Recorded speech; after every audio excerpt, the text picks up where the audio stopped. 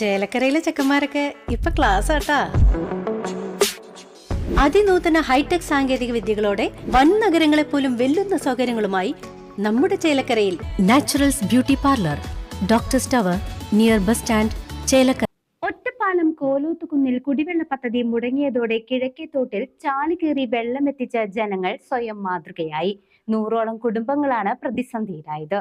ഒറ്റപ്പാലം നഗരസഭയിലെ കോലോത്തുകുന്ന് കുടിവെള്ള പദ്ധതിയുടെ പമ്പിംഗ് തടസ്സപ്പെട്ടതോടെ 100ഓളം കുടുംബങ്ങൾ ദുരിതത്തിലായി. പമ്പിംഗ് നടത്തുന്ന കിണറ്റിൽ വെള്ളം തീർന്നതാണ് പ്രതിസന്ധിക്ക് കാരണമായത്. കുന്നിൻ മുകളിലെ പ്രദേശമായതിനാൽ വാട്ടർ അതോറിറ്റിയുടെ സേവനവും ഇവിടെ ലഭ്യമല്ല. ഒരാഴ്ചയായി പമ്പിംഗ് നിലച്ചതോടെയാണ് ഗുണഭോക്താക്കൾ നേരിട്ട് രംഗത്തിറങ്ങിയത്.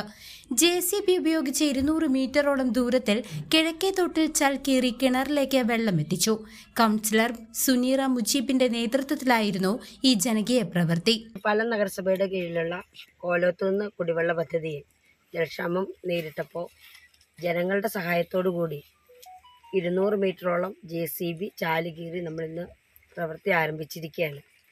ഇപ്പോൾ നമ്മുടെ നാട്ടിലെ ജലക്ഷാമം നേരിടുന്ന ഈ സാഹചര്യത്തിൽ കേരള വാട്ടർ അതോറിറ്റിയുടെ വെള്ളം എത്താത്തൊരു പ്രദേശമാണ് കോലോത്തുകുന്ന്.